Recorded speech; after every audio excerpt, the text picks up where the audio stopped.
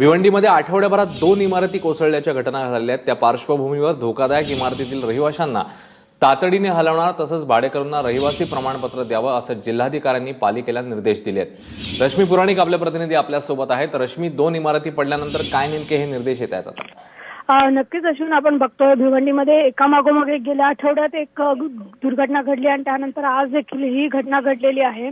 त्यामुळे हे पाहता सध्या भिवंडीमध्ये 17 अशा अति धोकादायक इमारती आहेत। त्यामध्ये 7 इमारतींमध्ये रहिवाशांना तिथून हलवण्यात आलेलं आहे, परंतु इतर ज्या आता इमारती आहेत त्यामधून त्वरित नागरिकांना हलवण्याचे जे निर्देश आहेत ते जिल्हाधिकाऱ्यांनी पालिकेला दिले आहेत। आणि त्याच वेळेला एकदा तिकडनं नागरिकांना हलवल्यानंतर त्यांची सगळ्यात भीती असते की त्यांचं पुनर्वसन कुठे होणार, म्हणून जिल्हाधिकाऱ्यांनी हे देखील आदेश दिले आहेत की हे जे भाडेकरू आहेत त्यांना रहिवासी प्रमाणपत्र देण्यात येणार आहे। त्यामुळे त्यांचं जेव्हा पुनर्वसन होईल तेव्हा त्यांच्याकडे हे प्रमाणपत्र असेल, एक पुरावा म्हणून देखील असेल।